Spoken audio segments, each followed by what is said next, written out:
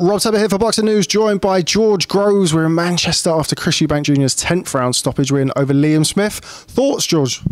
Amazing performance from Chris Eubank Jr. Credit where credit is due, surely. You know, the amount of guts and it's self-belief and resilience that he showed tonight to come back and totally, turn the tide on what I thought was, you want to give an educated guess on how you think things are right now, but I truly believe that something wasn't right the first time with Eubank. Obviously, he suffered tragic loss, losing his brother, and maybe a fallout with his dad. And he's always been his own man, done his own things, but he didn't look right. The weight didn't look right. He didn't the right frame of mind. But total contrast this time. I thought he looked great on the scales. He looked great on the ring walk, and a cool, calm, measured performance from him. Brilliant performance. Tactics were spot on.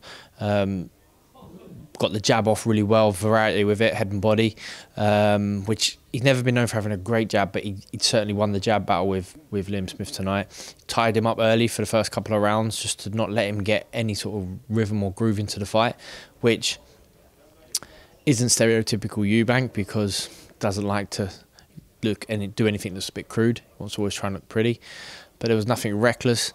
The uppercuts and the hooks and the body shots were measured. He drops him with a great shot in the 4th round, and it's not out of nowhere, but it is, and the Smith's temperament for me went from you wondering, is he just taking his time, is he building to this fight, is he trying to set traps, to he's just trying to evade shots from there on in to the end of the fight. Massive burst. I think it's the next round in the 5th, and if you're in the Eubank corner, you're like, right, another acid test. Don't gas out now, go back to the game plan, get back on it. Don't give this guy a chance to get back in the fight, and he didn't. He got back on the jab, back on the measured shots. When he lands, he's got that killer instinct still. If he lands something, he will put the combinations together, put the shots together, trying to get rid of the guy. And Liam Smith just wasn't at the races tonight. He really wasn't. I'm sure he's an honest guy in that he's crashed the weight because he's had an injury, and he was flat and he couldn't get out of, couldn't change that round. That said, doesn't matter. It's Chris Eubank's night. Brilliant. I'm massively impressed. When you consider everything that happened in the first fight, and I remember speaking to you afterwards about, kind of Chris, sort of it didn't seem right, and he didn't have the family behind him, and it wasn't kind of a usual Chris Eubank Jr. ring walk. And of course the performance, when you factor everything in from the first fight and consider how good he was tonight, how impressed are you with that performance of his career? Yeah, I think so. Absolutely night and day.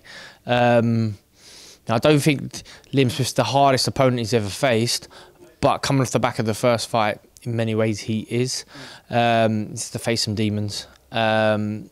But yeah, a calm, cool, calculated, measured, confident performance from tonight. I think you've got to give credit to the corner, whoever he's been working with, because there were some subtle differences that we haven't seen with him before. And even if that's just down to making sure he stays cool, calm, and collected, well done. As well as the pressure's on. It's a legacy fight for him. If he gets beat again by Liam Smith, that will be what he's remembered for.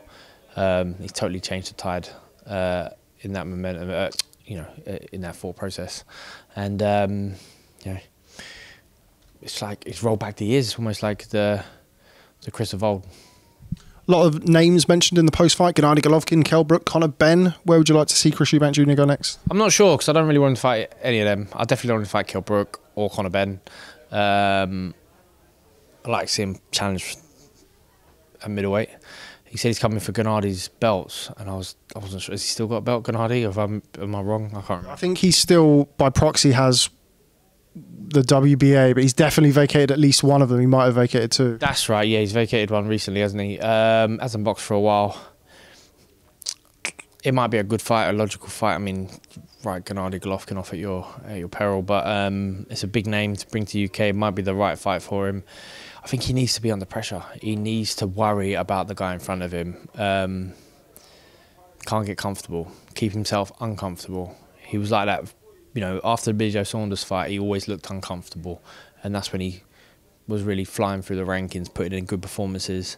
Of late, he hasn't looked uncomfortable, but tonight he did. He done really well. George Glow, thanks very much for speaking to Boxing News. Thank you very much.